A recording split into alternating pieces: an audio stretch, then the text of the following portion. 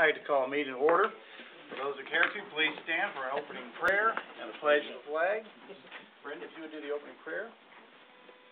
Heavenly Father, Lord, we come tonight and we just thank you for this beautiful day that you've given us. Lord, we just ask for your blessings on the city of Republic, and if you could, Lord, send us a little more rain.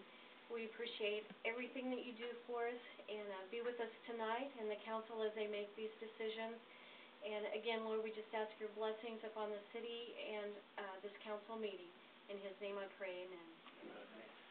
I pledge allegiance to the flag of the United States of America and to the republic for which it stands, one nation, under God, indivisible, with liberty and justice for all.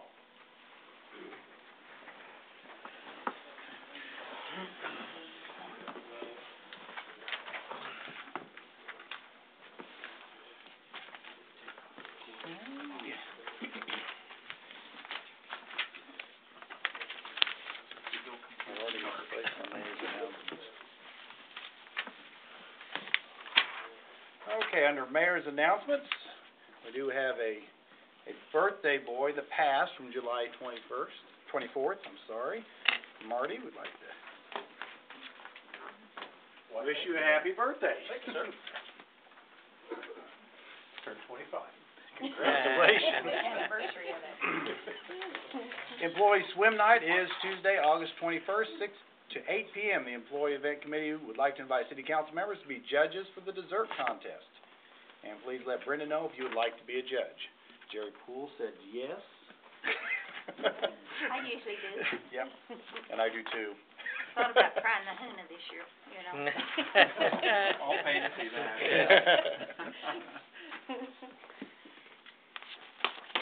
I'd like to open up now for a public hearing. Anybody wanting to speak?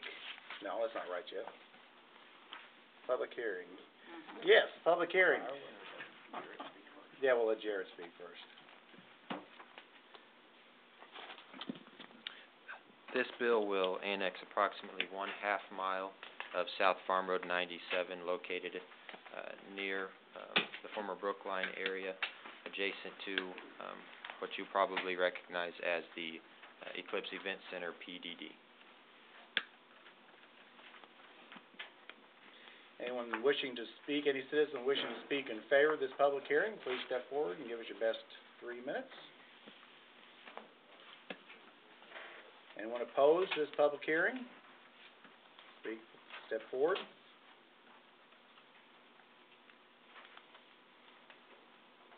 Seeing none, public hearing for the annexation of the portion of Farm Road 97 is closed. I'd like to open up for another public hearing. Which one is this public hearing? The City of Republic, Missouri, concerning an ordinance annexing approximately 2.44 acres owned by Kyle Kirk, located at 7295 West Farm Road 170 in Greene County, Missouri. This bill will annex approximately 2.44 acres of real property located along West Farm Road 170 between Farm Road 170 and U.S. Highway 60, about 900 feet east of the intersection of those two roads. It's currently located in Greene County's General Commercial C2 District, and it will come into the city as our General Commercial C2 District. Thank you, Jared. Anyone wishing to speak in favor, please step forward.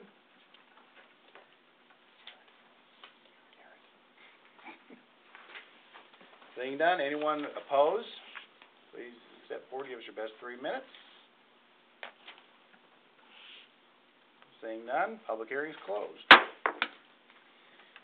like to open up now to citizen participation.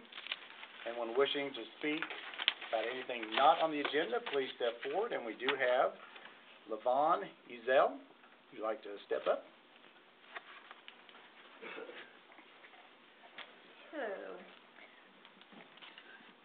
It's come to our attention that we need to put up a secondary fence in order to keep our electric fence up. And we were not aware that we needed a permit for that. And that the fence is approximately 120 feet from the roadway and approximately 60 received 75 feet from the Schuler Creek Trail, which crosses our property. On Thursday, August the 9th, we had been running errands, and we came home, and Sonny Zajac and Garrett Tyson were sitting in our driveway, and they notified us that someone had called in complaining about our electric fence. Well, back in August of 2010, we had some kids or somebody come during the night and destroyed our watermelon and our cantaloupe patch. And a report was made. We never heard any more about it, and the story was published in the Republic Monitor. A few weeks ago, I was out working in our garden early one morning, and there was a older man and woman. They walked the trail every day. I observed the man step off the trail to the south where there's some trees, and he proceeded to urinate. We have had teenage kids making out off the trail. We have run kids out of the sinkhole that's down there. We've had people come onto our property walking their dogs, and when I ask if I could help them with anything, they say, no, we're just walking our dogs. And I inform them they're trespassing, and they say, well, we thought this was a city park. And we've come to the conclusion, my husband and I, that we need to do something to keep people off our property. Our granddaughter comes to visit. She just turned 9 years old. She's fearful of going out and playing because of people crossing our property without permission. Okay. And Sonny says that we could put up a 4-foot fence, but that will not keep people from jumping it. And we would like to put up a 6-foot. Okay. Across the north side and the south side of our property. Okay. And our lot runs 355 feet from east to west and 655 feet from north to south. And part of that is in a floodplain, and we feel that the fence could be constructed where it would not impede the floodwaters. Okay. And we would like serious consideration, because, like I said, you know, and people walk through there all hours of the night. So, if I get this right, you're wanting to build a fence. We're A wanting to 6-foot? put a, And were you told that you couldn't build that, or? we can put up a 4-foot chain link fence, Okay. and we would like to put up a 6-foot. I don't, you'll have to tell me on that with the ordinance. I don't, She did call me the other day, and I wanted to let you know I did take a look at it. I've got it up here on my iPad. But I did talk to Jim, and Jim, who did you want her to work with on coming up with a couple of solutions?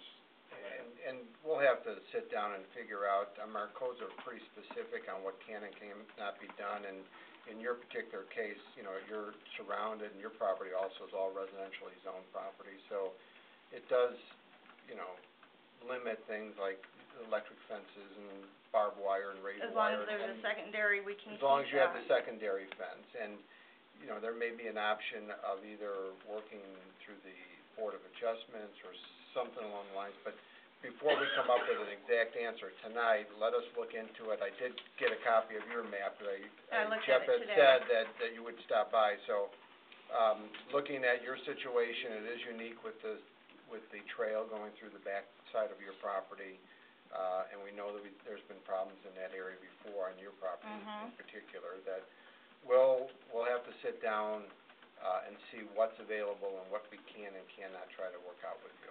You know, And we'll get back with you on it. And I wish I could give you a specific No, answer that's fine. tonight, but we I can't. just, you know, I don't want any problems, and, you know, we don't bother our neighbors have not bothered us. It's the general public that feels that they can come through, and then when we, you know, say, I'm sorry, you cannot come through, well, they, you know, come up, well, this is a city park, the city owns this. And, you know, I tell them, I'm sorry, but the city does not own it.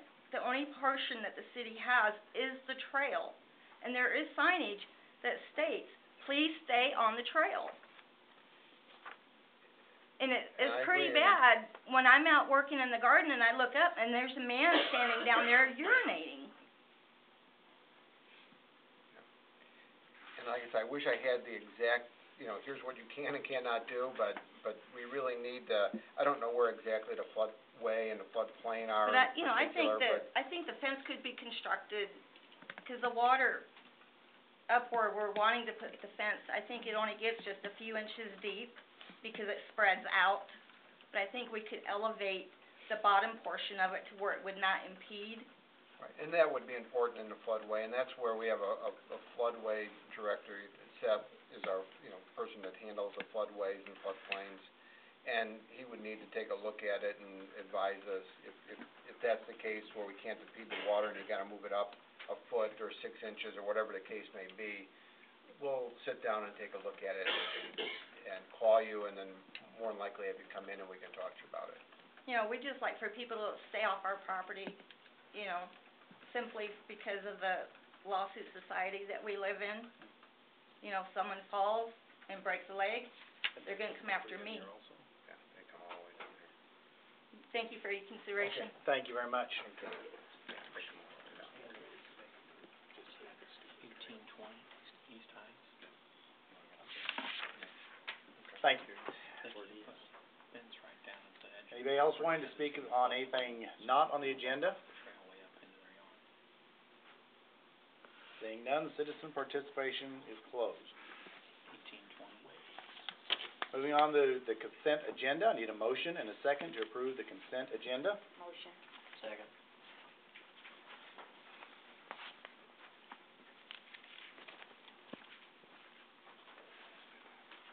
All in favor? Aye. All opposed? Or as unsure as you are. Any abstentions? What happened while I was gone? Something in the cake last. All in favor, 6-0 and 0. On to financial report.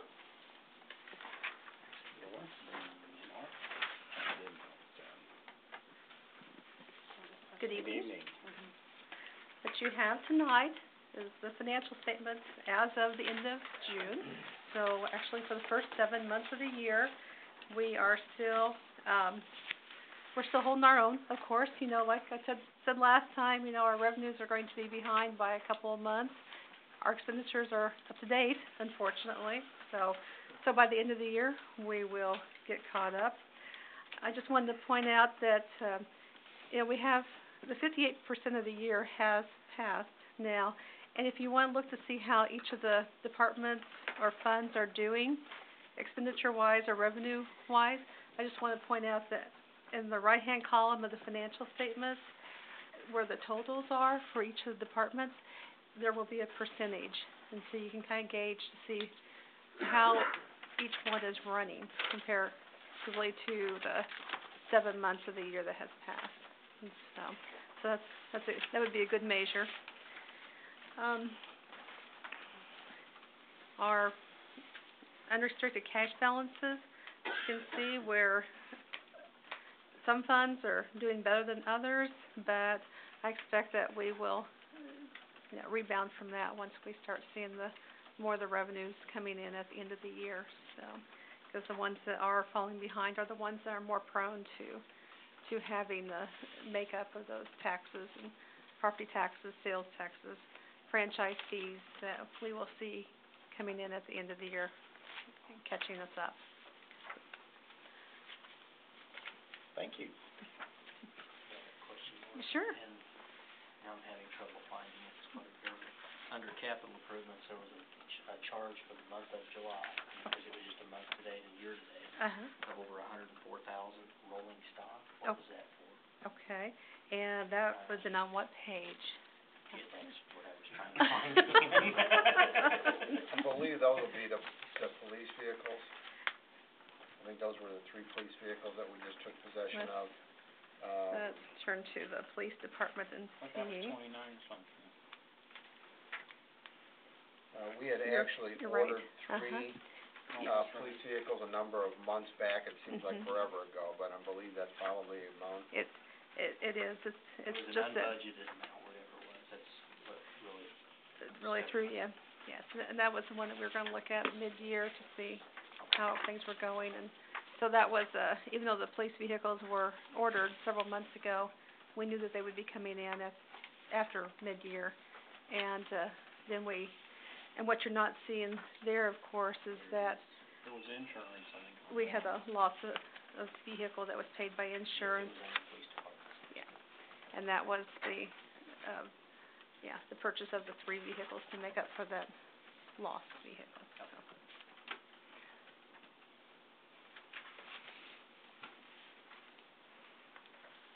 Any other questions for Mrs. Guy Rice?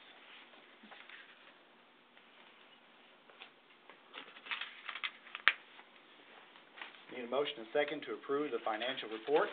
Motion. Second. We have a motion and second. All in favor? Aye. All opposed? Any abstentions? Motion carries 7-0. Next up, we have Mr. Marshall Decker. Good thing you're not gonna get rid of me that soon, are you? So, good thing I wanted to present Marshall. You probably all are familiar with Marshall. You probably see him every year. And so tonight he is going to present the audit report as of December 31st, 2011. Marshall Decker with the firm of Decker and Good. Some of your old friends, I've seen you for many years, so good to see you again. Told Mayor, not Mayor, but Alderman, remember when he was mayor? It's always good to be seen. You get gray hair, it's good to be seen, huh? I'll go through the audit report. Any questions you have, far away. You can stop me at any point. You won't interrupt me or throw me off. This year, it took a little bit longer, because I thought when Laura started, we'd do cash basis first year, let her get her feet wet, and then we'd flip it to what it really should be, full accrual. And, she jumped right on it and wanted to switch to full accrual. I'm sorry, Marshall. No, that's good. But that's a challenge, and it takes a little time to get beginning, you have to restate the beginning of the year numbers and then get this year numbers, and, it's quite a task. But once done, it flows a lot smoother from here on out. And if you send your statements out, they're as they really should be, which is a kudos to you as a town. I know from Kirksville, she had experience of getting what we call CAFR award. And I think we're gonna try to really kick it up another notch and get a CAFR award for the city, which probably doesn't mean that much to you, but it's another, flower in your cap, so, or feather, or whichever you like. Okay, page one's the opinion page. And you're at what we call the basic, joint accept auditing standards. You didn't have large grants, or the other two is yellow book, and we call you 133, but just the basic. First paragraph says, it lists all the statements that are covered by the opinion. The second gives the standards by which it was done. And the third paragraph is the important one, it's what we call clean opinion. It says, in our opinion, the financial statement referred to previously present fairly in all material respects the financial position of the city as of December 31st, 2011. So, for the bonding companies, anybody giving you, scoring you for bond worthiness, that's the opinion, first step, that's the opinion you want to always have. The fourth paragraph says the city switch as the first year from what we call modified cash to full accrual. And that's an improvement, that's good news. And then the last paragraph says the MB&A letter is attached, which in the past you have not had. You're supposed to do that, and Laura did that. We kicked it around and played English tutor on some of the stuff. Some of the words changed. Don't want to get into that. It's very boring. And then the budget's to the back, and that's for your reading. It's not an opinion isn't given on those. Okay. So you see, page 2 has the nice Republic letterhead. We'll pass on through that. That's supposed to give you more understanding of the financial report. But anytime you don't stop by Laura's office and go through that line by line, I'll let you do that. As far as what you normally look at, page 15 is a statement of revenue, expenditures, and changes in fund balance. That's what only referred to as profit and loss. Okay? If you, before that, if you compared like page 13 balance sheet to last year, you see there's a lot more line items. And simply full accrual means you pick up receivables, that's what flows in the next 60 days after year end, and you pick up accounts payable, which I think most of us are familiar with that. And that's what makes the difference between cash and accrual. Cash is as received, it's recorded. Accrual is as when earned or when you incurred the liabilities when it's recorded. Most of the time on the profit and loss, unless you have a big ticket item, it doesn't change really significantly. But it will be different if you, and I've had this happen, people go back and they start comparing these statements and say, well, the audited statements aren't anything like what we got at year end. They will not be because you probably got modified cash at the end of the year. So there's no harm in that. Page 15 though, it shows general fund for the year had a net decrease $56,948, brought it down to $2,867,759. Street maintenance increased $139,181. Park increased $89,923 net, and planning $39,895. So all your funds except the general had a plus or positive increase. General, I think the unrestricted or first line item cash and cash equivalents, kind of the unspoken for cash, what you pay bills from, was $739,450, which isn't a bad number. I think over the years, that's kind of what you've shot for, maybe a little bit less than that. You know, we always say as a general rule, a third or a fourth of the operating expenditures is always a good number, which would be about $1 million. So still, the general fund is, what I would say, is in a reasonably good cash position. Your park, now I had and a lot of that in between the other financing sources and uses, those numbers there is when you refinance a bond, and that's where it shows up at. So you see those big numbers, that's a refinance, which helps get you a lower interest rate, which helps the city in the long run. Anytime you want to know what every one of these sheets are for, we can do that. It gets a little confusing at times. Water sewer funds on page 18. And the water fund showed a net change of $28,723 to the good. Sewer fund $605,090. And you always want to look at the next page, which is called the statement of cash flows. Because that's, I think it's usually what council's interested in is our cash going up, going down, how we holding up on cash position. And in the center of the page is a line called net increase in cash equivalents. You can see both funds, water increased $222,562, sewer $358,266. So it's always a good indicator. If it's a negative, we won't go into that, but usually we look up and try to, is that retirement debt, new projects? Is it negative because you're not bringing in enough money, or is it due to a major project? And all in all, that was a nice increase. Your ending cash balances, unrestricted, unspoken for, should be more than adequate to fund operation on a day-to-day basis. The notes to financial statements, that is mostly for outside readers, bond rating, whoever holds your debt.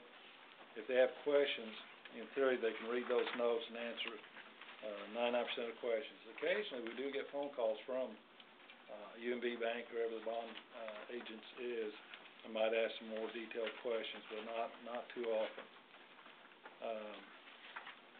The most important thing through all those pages is a little paragraphs like on page 35, which says the city was in compliance with bond reserve requirements. When you get debt, usually they would call for setting so much money aside for a particular bond reserve, principal and interest, so on.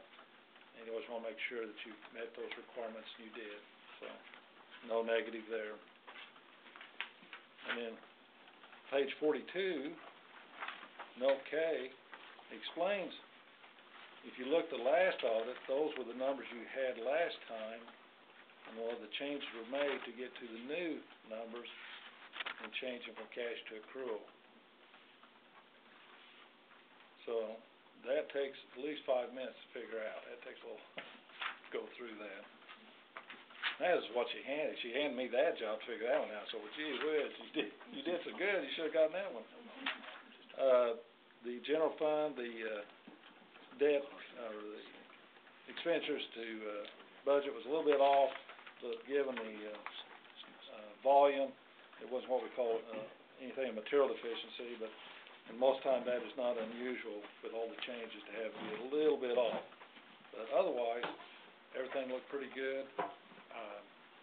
We gave Laura the management letter. We didn't have any comments. We discussed some last year things I'd recommended, and in fairness to her, she hit the deck running, and it takes a little while to kind of review some things, get new policy procedures going, and next year, I don't think we'll have anything to report to you because she's doing a great job, but if there was, we'd pick up on that. So, but all in all, everything looked real good. Too bad the mayor's not here. Yeah, I've tried. I found something bad if he'd been here. What's he always say? I can't remember what he always says to you. Are you gonna sleep easy after this? You know. Yeah. Says gonna have some strokes on the golf course next time I see There you go. Does anybody have any questions for Marshall? A lot of stuff to read there. Yeah. Anytime if you dig into that and you have some questions, call me.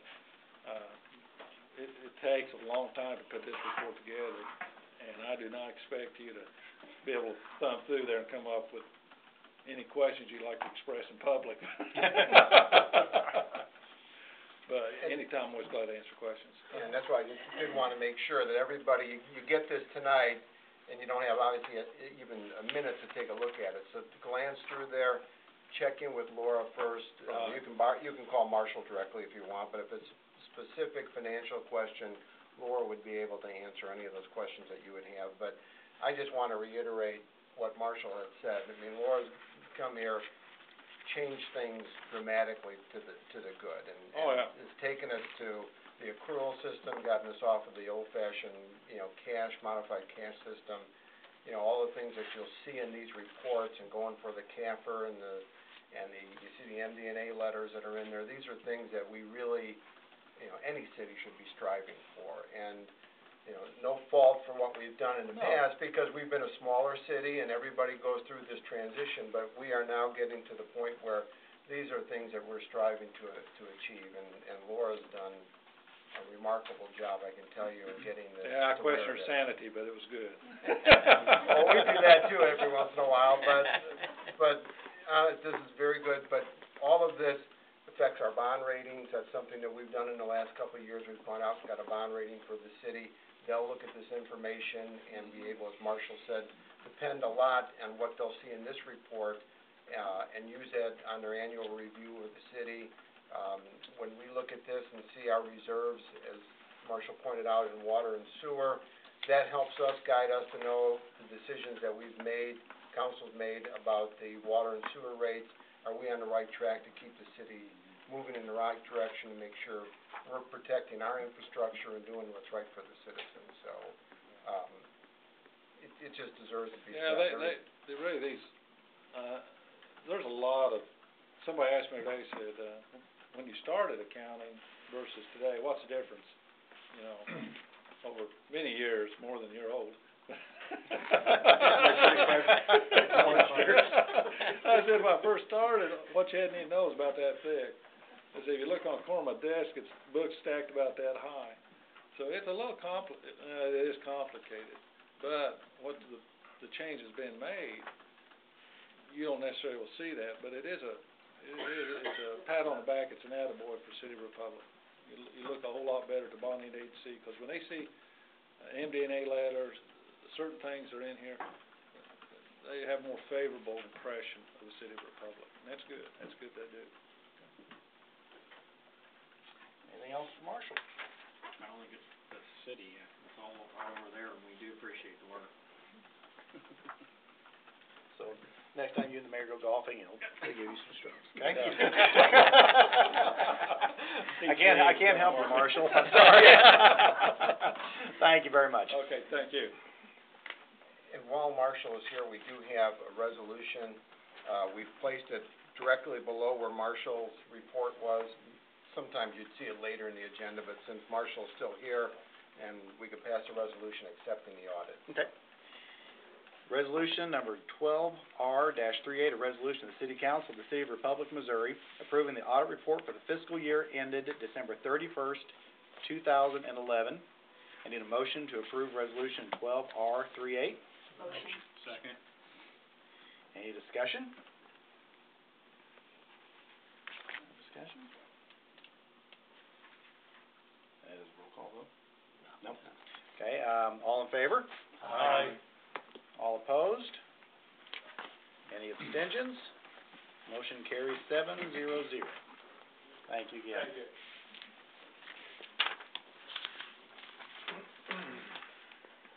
Reports from staff. Mr. Krischke. Well, just one. I put it in the administrator's update, but just to let everybody know, in case you didn't read this, the P&Z meeting, Planning and Zoning Commission meeting for next Monday, the 20th, there's two items on the agenda. One is their review of their annual rules and procedures, which is something that they will do. But mainly, they're going to be meeting along with City Council as our first workshop to start the process of reviewing the Unified Development Code. And that's what we've been working on, seems like forever for us, and probably for you too. But we've been working on the modification of the zoning and subdivision regulations, moving them into one unified development code, and we've got a draft version of that ready to be reviewed, and the first workshop will be next Monday night, 7 p.m., and we're going to hold a meeting at Fire Station number 1 in the meeting room. Okay, and that is for council. As for council, jointly with P&Z. Okay. So mark your calendars. Is that all you had? That's all I have. Mr. Derrickson? No, sir. Nothing. Being boring. Well, on to future community events. Garrett, I got to apologize. I called you Jared earlier because Jared's not here. You want to read the future community events? August 6th through 24th, registration for youth girls basketball K through 6th grade. August 6th through 17th, registration for youth fall co-ed soccer 4 through 12 years old. August 6th through the 24th, registration for youth flag football for 1st and 2nd grades. August 15th is the last day for the Republic Aquatic Center to be open. The Aquatic Center will be open on the weekends, including Labor Day, August 18th, 19th, 25th, 26th, and September 1st, 2nd, and 3rd. And the facility opens at noon daily. And August 16th and 18th is the Kiwanis Fall Festival. August 16th is fall adult softball season begins. August 16th is the first day of school. August 16th, 23rd, and 30th, Republic Farmers Market, 5:30 p.m. to 7:30 p.m. at Orchland's parking lot. August 17th, 24th, and 31st is Toddler Story Time, 10:30. It's a free event, no registration required. Parent or guardian is required to stay. August 20th and 27th is Toddler Open Gym, 10 a.m., $1 per toddler. August 22nd through September 26th. August 22nd and September 26th is Senior Wii Bowling. August 27th, registration for fall adult volleyball begins. On to Board, Commission, Council, and Committee reports. Board of Adjustments, September 6th, 2012. Capital Improvements, August 15th. City Council, August 27th and September 10th. Planning and Zoning Commission, August 20th. And on to old business. Need a motion to have the second reading of Bill number 12-48 by title only. Motion. Second. All in favor? Aye. All opposed? Any abstentions? Motion carries 7-0-0. An ordinance of the City Council of the City of Republic, Missouri, enacting regulations on businesses purchasing precious metals, precious or semi-precious stones, and/or jewelry.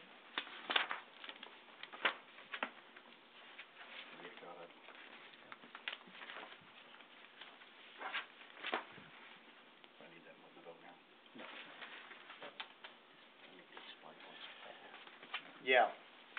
Ron Derrigan's gonna make an explanation here. I've never seen this before in my life. No. We've only done it one other time, I think. What you have before you is the original council bill, that had the first reading, and then pursuant to our, a resolution that, authorized a substitute bill procedure when a number of amendments are being made to an original bill. You have a substitute council bill that is designated as 12-48A.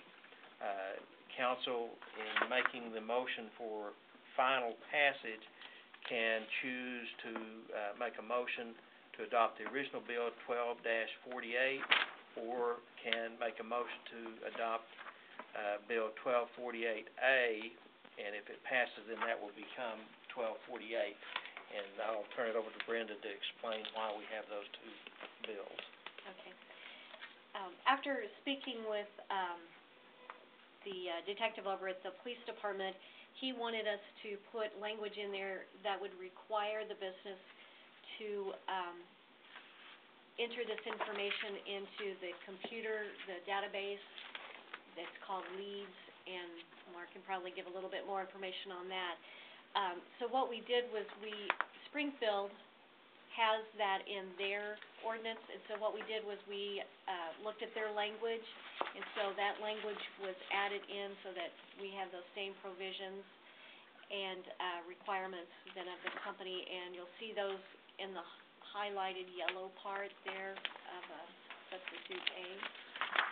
And I'll let Mark explain what Leads is.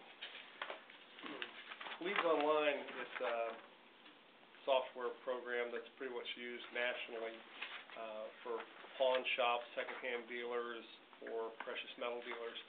And if somebody comes in and sells or trades that the shop doesn't pay anything for it, to have this software, they enter it in, and it puts it into a database that can then be checked by law enforcement agencies.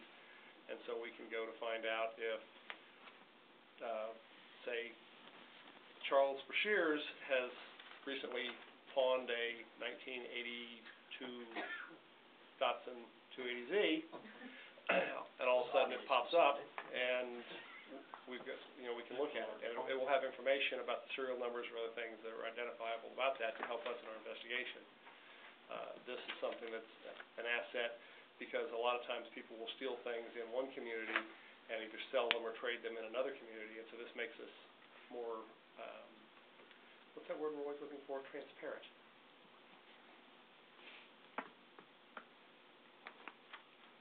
You said there's no cost to the shop owner? No. Is it like a website they log into, or computer software? It's a computer software. There's a cost to us to participate, to have access to it, but not to the vendor itself. And then is it automatically reported, or do you have to go out to them and request it, or is once they enter a serial number, it's they download it and puts it in that database, so it's searchable then from anybody who's a member of it.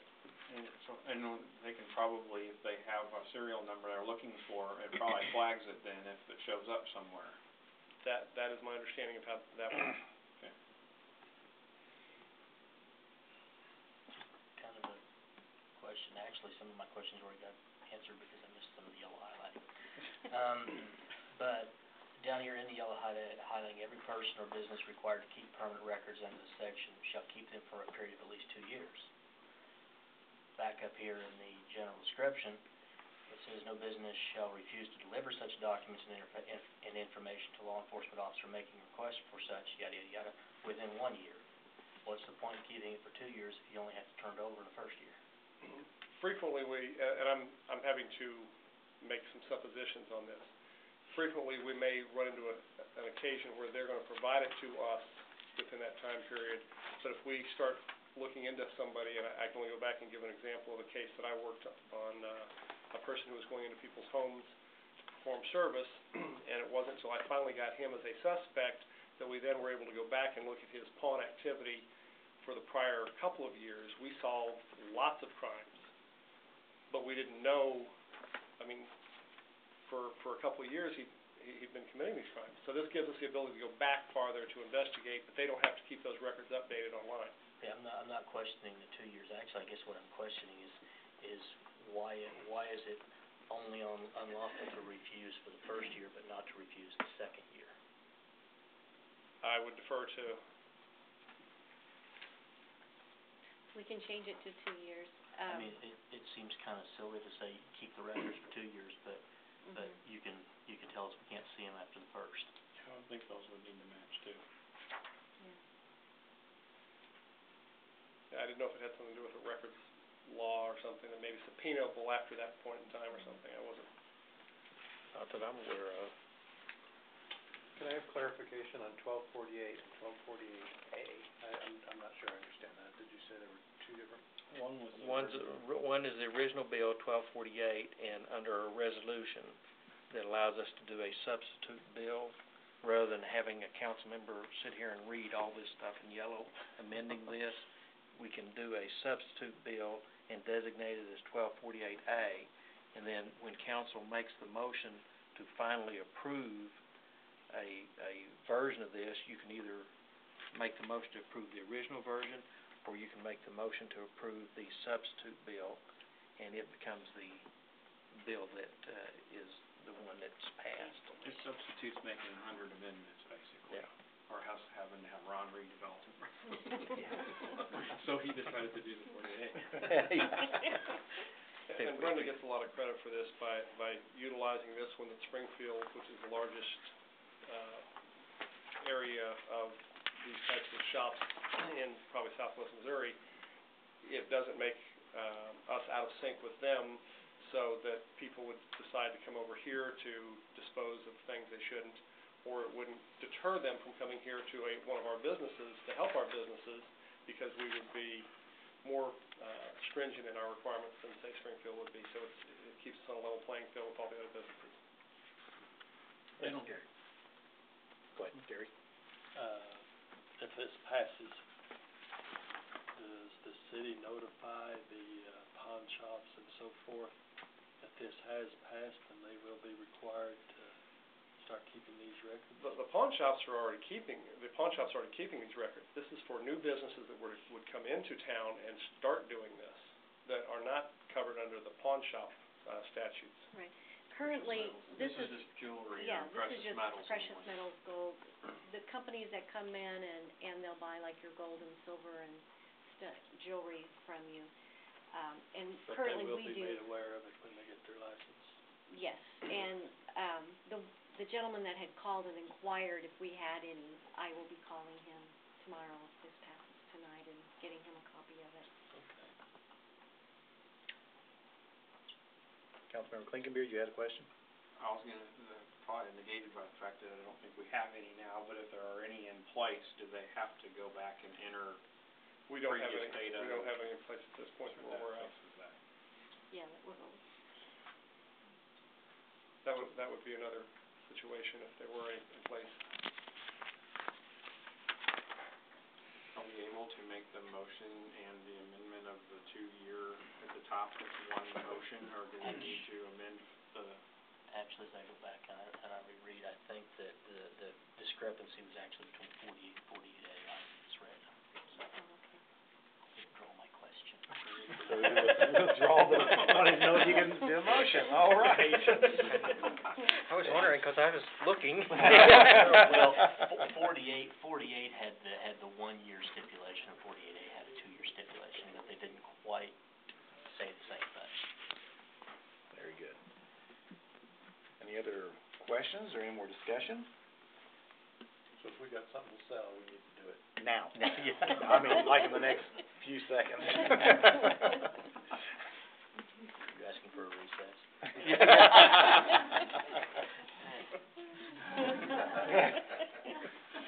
I'll make a motion then to accept 48A resolution. Seconded. Have a motion and a second to accept substitution bill 12-48A For final passage. for final passage. And that's roll call? Or is it- Well, at this you have to- point, you can see if there's any more discussion, and if Okay. there's not, then roll call Okay, vote. is there any more discussion on the issue at hand?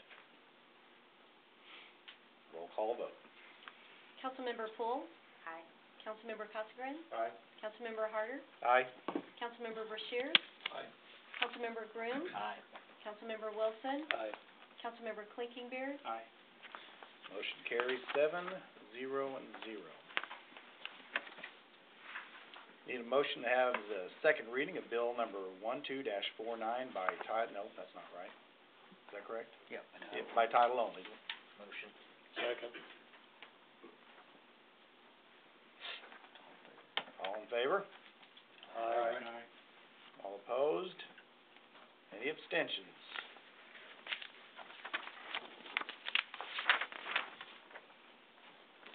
An ordinance of the City Council of the City of Republic, Missouri, amending Section 705.130, users outside city limits of Republic. Yes, and that vote was 7-0. And now, I guess I will. Appreciate Because I wasn't at the last meeting, I can't recall exactly Gotcha. what. We need to do the motion and second for the final passage. okay, need a motion and a second for the final passage. Second. All in favor? Aye. All opposed? Any abstentions? Motion carries 7-0. Now, Jim. All right. Because I wasn't at the last meeting, I wasn't sure how that was presented. However, this is an agreement, or this is an ordinance rather, that will change our city code regarding the establishing of a 50% surcharge for water and sewer services for those residents that live outside the city limits of Republic. This will go ahead and change that and limit to that 50% surcharge to only those properties that have not signed a consent to annex form. So anyone that has signed a consent to annex form with the city would then not be surcharged at additional 50% on their water and sewer bills. I don't recall if this was the purpose behind all of this, but Lake Sechula Ridge is obviously really the only area within the city. There is one other property that we have a consent to annex form on, but those properties that are out there are all outside the city limits, but they're hooked onto city and utilities, water and sewer. They currently pay the 50% surcharge on their bills. It's a complicated and long issue how that all happened, but it all revolved around the development that was proposed to happen out there by MPI. Of course, all of that stuff has failed, but that one particular area had been built and is continuing to be built out, and the developers of that property are desiring to see their residents and their future residents not receive the surcharge, and in return, the city is working with Greene County and a developer to build additional roads to allow for our emergency vehicles to access that property in a more timely fashion. So, with the passage of this tonight, I understand that Greene County, by the end of the week, will be out there to do the construction on the road. They've secured the funding through the developer to make all of that happen, and that's where it sits. So the road being built is contingent upon this vote? Yes. Is there We have to lay off a couple people. Is there cost to providing the water and sewer that is paid for by county taxes that we're not currently getting from the county right now? Property taxes or something like that in Shula Ridge? Yeah, we do not receive any property taxes. Because they're out of the city limits, Yeah, right? clearly with the consent to annex, the city will now have the option to annex that property, pretty much at our discretion. And that is their goal, their long-term goal is they do want to be within the city. And it's always been held up for a variety of reasons, and planning department has worked hard, and Public Works has worked hard to secure all the consent to annex from all the different property owners. So if we, city council, wanted to turn around and annex that property, we would be able to do so.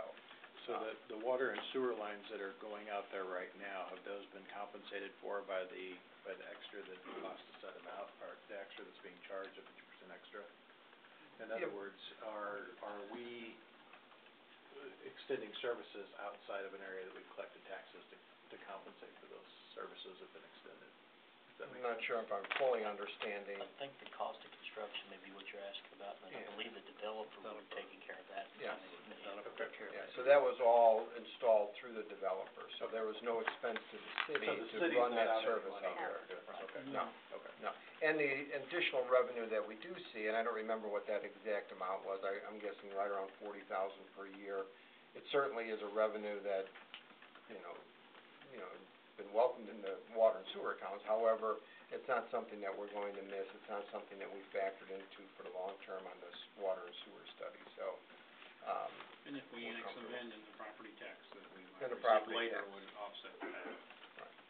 And some of the issues had been with the construction of that road is that we've had difficulty, or we would have had difficulty bringing emergency services down there, particularly fire vehicles. This new road that's being constructed will provide an easier and fastest access, and that'll protect our ISO rating as well. And so if we did annex them in, we'd be providing those services, we'd want to have that benefit of having a decent road down there. Yeah, and that's always been part of the long-term plan of that area, is they have, better road network. The city, although would be in a position to do an annexation, the recommendation wouldn't be to rush to annex right away, because Greene County and the developer have a few other issues to iron out. They're in the process of negotiating a new developers agreement. We would be more than likely a third party to that, because that would impact the city as well. So it'll be a period of time before all of that gets ironed out, but in the meantime, this provides relief to those residents, makes those properties more marketable, and gets the road in place so that we can service that. That all makes sense. I just wanted to make sure that they weren't getting the benefits of the city services without having paid what all the other citizens or public have paid to have their services taken out to them. And they paid through their lots and their houses, of course, when it was built. Okay.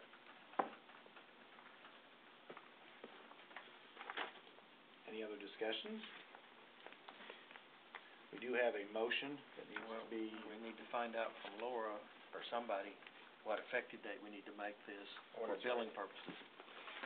And I provided Yep. a motion with a blank date in there.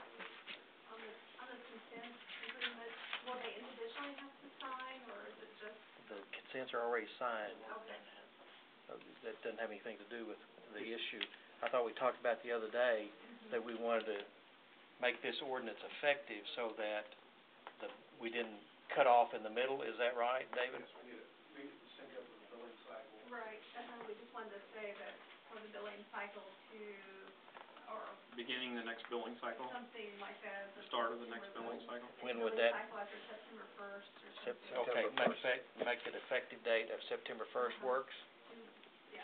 Okay.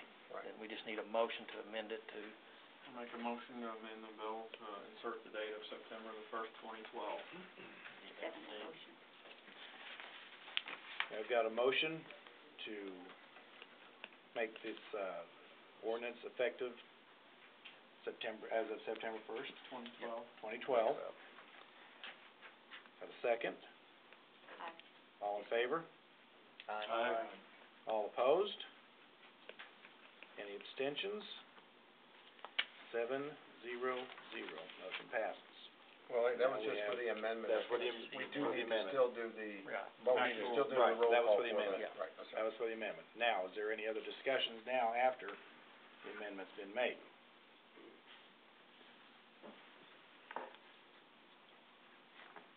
Roll call vote. Councilmember Clinkingerg, Aye. Councilmember Wilson, Aye. Councilmember Grooms, aye. Councilmember Brashears, Aye. Councilmember Harder, Aye. Councilmember Casagran, Aye. Councilmember Pohl. Aye.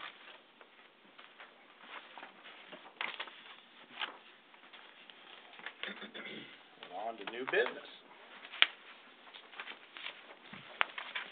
Need a motion and second, have the first reading Yeah, you're right. of bill number 12-50 by title only. Motion. Second. All in favor? Aye. All opposed? That was a question, but any abstentions? Motion carries 7-0-0. An ordinance of the City Council of the City of Republic, Missouri, authorizing the city administrator to enter into a 2013 interlocal agreement between the City of Springfield, Missouri and the City of Republic, Missouri regarding the American Recovery and Reinvestment Act Multi-Jurisdictional Cybercrime Grant, MJCCG, Justice Assistance Grant, JAG Program Award. Chief Lowe. This will be the third year that, we were fortunate enough to be able to partner with the City of Springfield in this, basically, cybercrimes grant. Our share of this between the two cities is a little over $68,000, and the City of Republic will benefit to the tune of $10,479.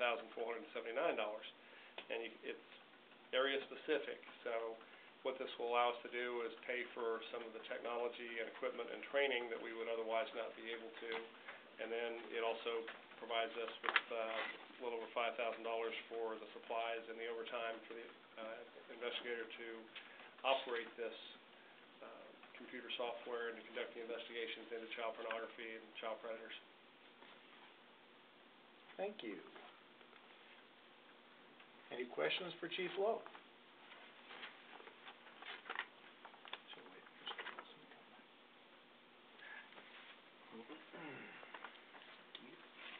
I think we'll wait. So what do we do now? Without the, if we didn't have this grant, what are we doing? Well, we wouldn't have the capabilities to investigate it.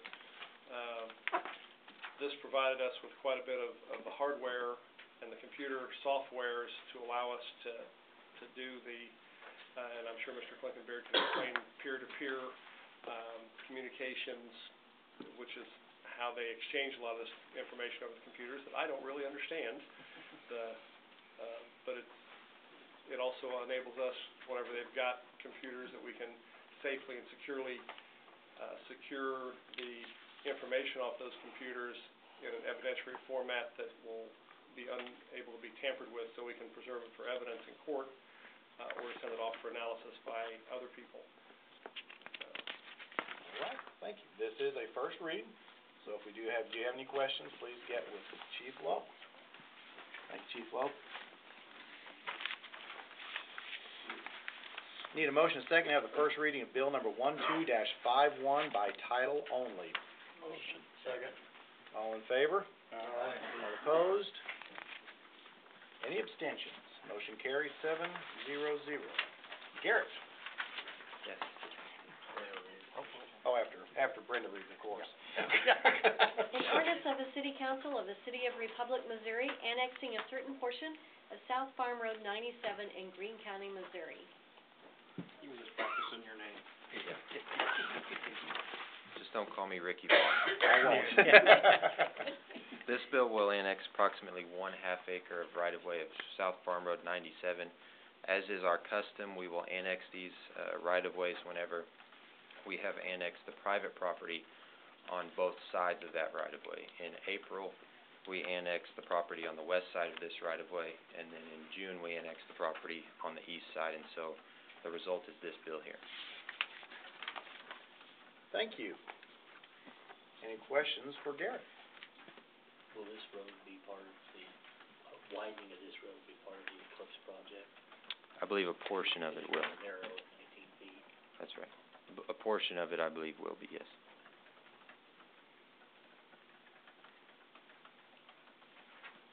Any other discussion or any questions for Garrett? Again, this is a first read. If you have any questions, please contact Garrett. Thank you, sir.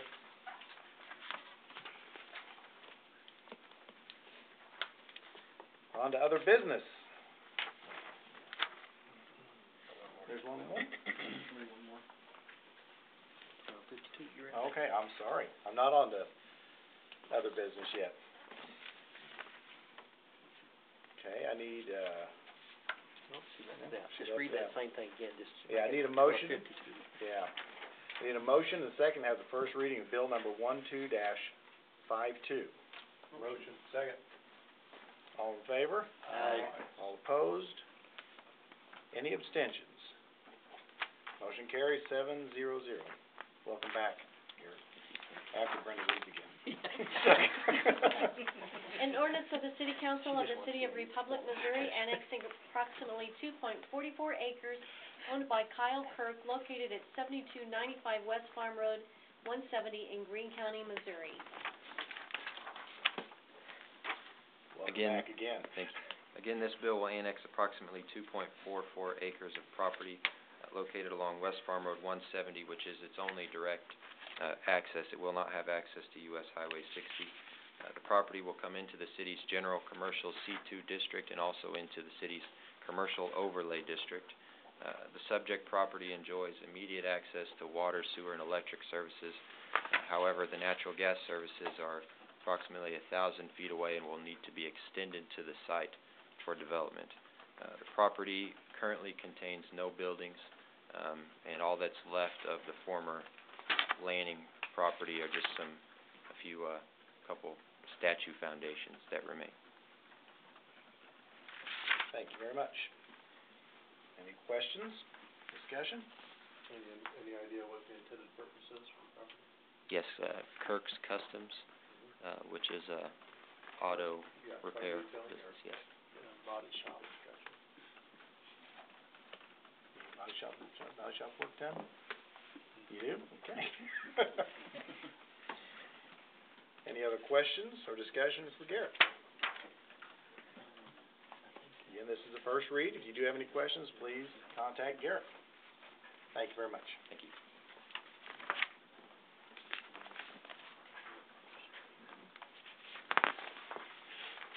On to other business.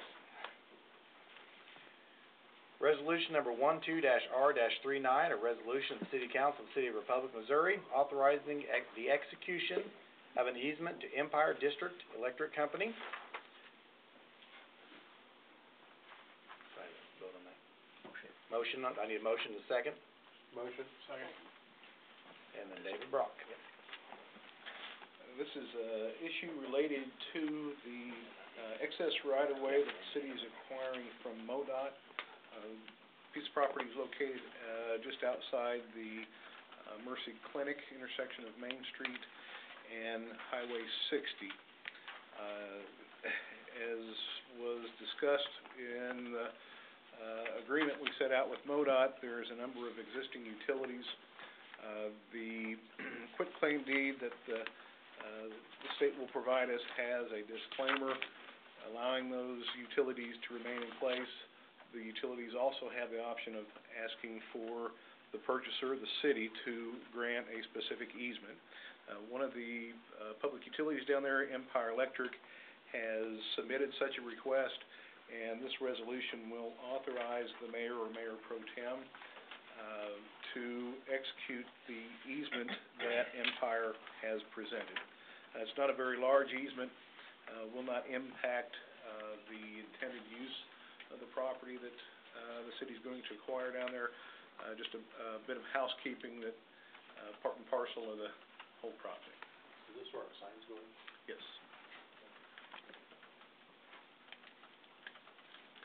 Any questions for David Brock? No questions? Does the city already own the property? We do not. It will all take place at once. We have a sales agreement.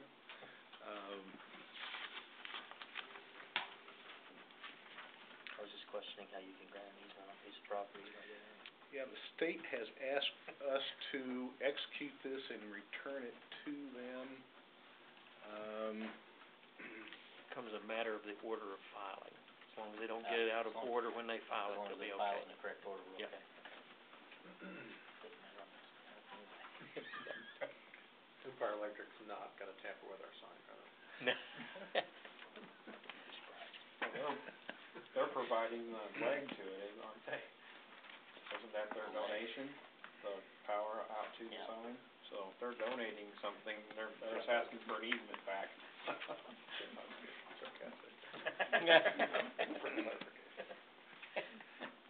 Still counts as one new meter set for them. Any other questions? All in favor? No. Oh, sorry, yeah. Because of the way the resolution is worded, we need to do an amendment, because the resolution specifically says the mayor, Brian C. Buckner, is authorized to execute it. Pursuant to charter, anytime the mayor is not here, the mayor pro tem steps into his shoes and has all the powers that he has. But since this thing specifically says a name, we need to make a motion to amend it to allow the mayor pro tem to execute the document. I move that the Honorable Daniel Harder be allowed to execute this document. All in favor? Aye. All opposed? Any abstentions? Motion for the amendment carries. Any discussion?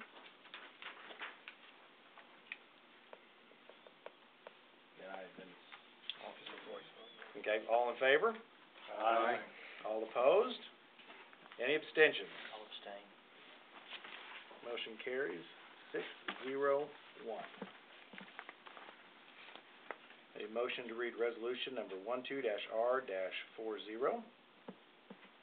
Motion. Second. Okay. A resolution of the City Council of the City of Republic, Missouri, awarding a bid for the stormwater screw pump replacement and authorizing the execution of a contract agreement. Mr. Brock. Council probably familiar with the capital improvement project at the treatment plant, replacing a set of screw pumps that were originally constructed in 1983. And when I say screw pumps, we're talking about the Archimedes style. We had bid out a project to replace those with really what would resemble a modern-day pump station. Bid format was 3 phases: a base bid to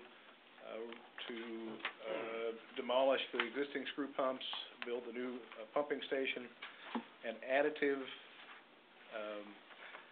alternate bid that would add some additional piping that builds a little bit of redundancy into our influent pumping station, and also relocates some of our existing controls, and a deductive alternate bid which would essentially give city possession of the bulk of the scrap metal. When we refer to a memorandum that was in your red folder, when we put our agenda together, we didn't have our bid results, so there was a memorandum provided with the bid results. I'll just give a brief synopsis here. We had 4 bidders. They were all well-known firms that do this type of specialized work. We had 2 low bidders, really separated out from the others: G&G Construction and McClanahan, separated by about $6,000. However, the lowest bidder and his total bid, all of the base bid and all of the alternates included, $497,885. That was substantially higher than what we had expected, engineer's estimate. And I'll just mention real quick, Mr. John Forster's here tonight with Olson. John's our project manager. And ask John if you step in any time or if you have any questions. Certainly rely on John's expertise in a lot of these areas. As I mentioned, this was much higher than we had anticipated. Subsequently, we have gone back and looked at a number of the bid specifications. We've had some detailed discussions with these bidders and during a pre-bid meeting, also with vendors that would supply our contractor with equipment. And we think we've identified a number of areas where we can find some cost savings. And just a brief description of the format we've used: we've sole sourced the pumps to match the pumps that we have. They'd be almost identical in the influent pump station, those pumps and controls.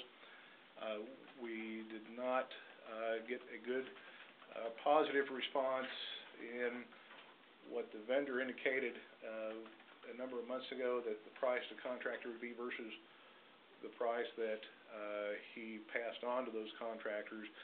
There were some equipment specifications in there, some heavy-duty Allen Bradley equipment that, we can modify a spec on. We can, spec a Toshiba that's similar to what we have in use.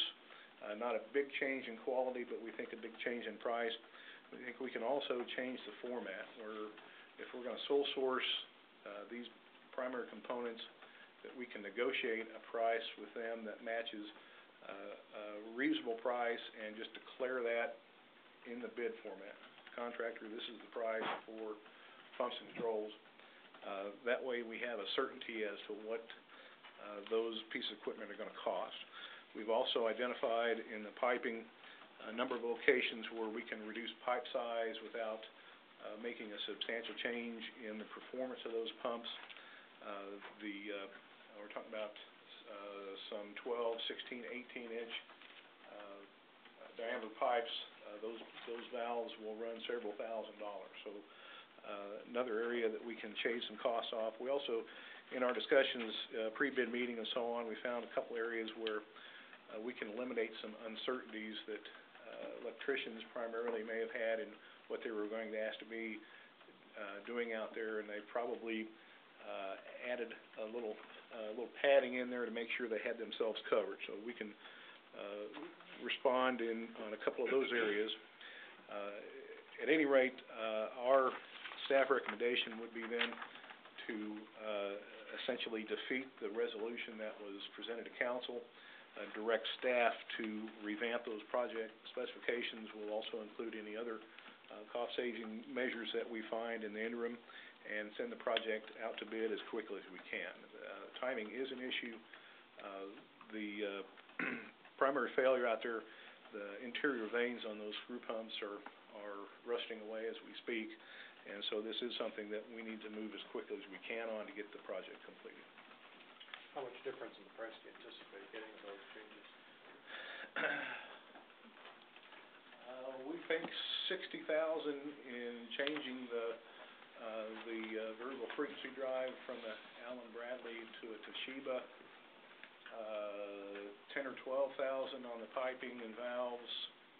There were some games played during the bidding process, and, it wasn't something that was real appreciated, because it puts everybody in a bad situation. The idea, like David said, was going back and doing a declared price to take that out of the equation. Make it better for everybody. So if we defeat this and send it back today, and then we re-vote on the next council meeting, does that give you enough time? It won't be the next Be council two council meeting. We'll need to give them a couple weeks to bid it. Okay.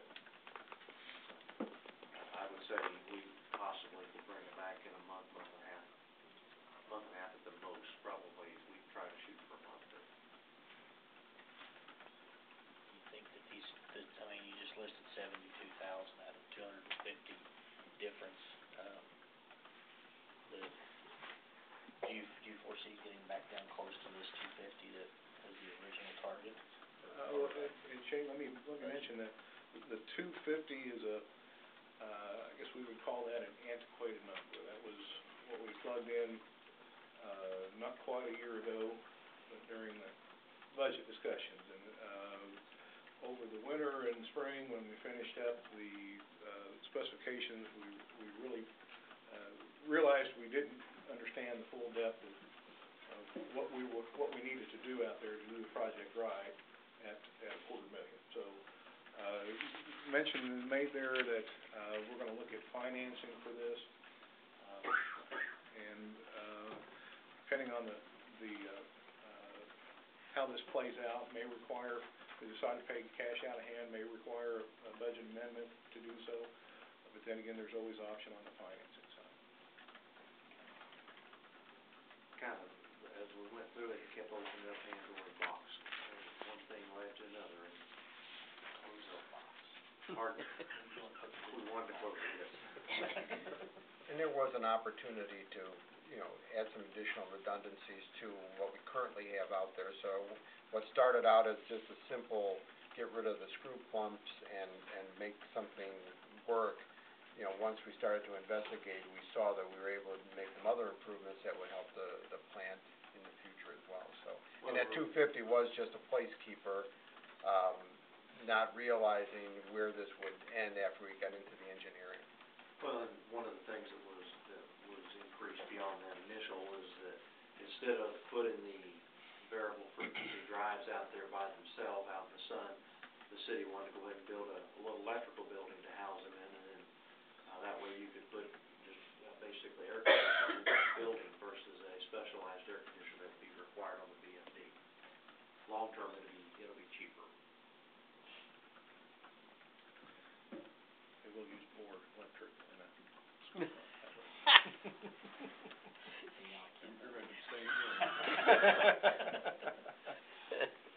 So what are you recommending us to do tonight, defeat this, and let you come back? Yes, sir. You don't come to us very often asking us to defeat your stuff. It's been a strange meeting. Just making sure. This is not a tie you down, but I mean, you talked about, you anticipating some cost savings. Are you thinking this is gonna get down to the 400 range, 350? Let's say between the 350 and 400 is what we would anticipate. So we're still talking financing. Still talking more than the 250, but, it's one of those things. Well, there's It's more, so and important. there's more. Yeah, you don't want to shortchange an improvement of the wastewater plant. And this is being put in, just like Dave said, the redundancy. If the inflow pump station should be knocked out of service for any reason, this stormwater pump station can take over and pump everything that the other was. So, and that's something that was never envisioned when we first started talking about this. Something that, Craig has been thinking about for some time and wanted to try to get it in there. And I think it's a good idea. Of course, there's a cost for that, with the ideas. Moving the VFDs from out in the sun, out in the weather, into a centralized building. It's a good idea, but there's a cost to it.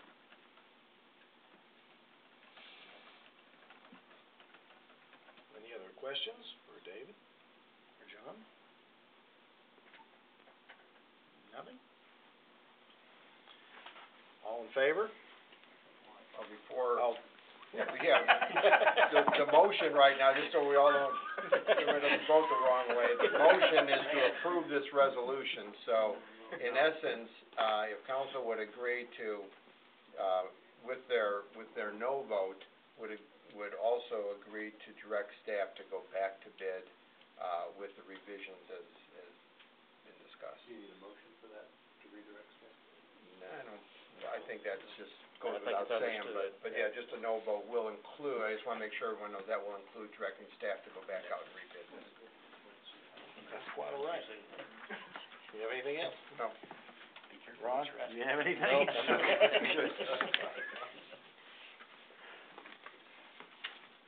All in favor? All opposed? No. Any abstentions?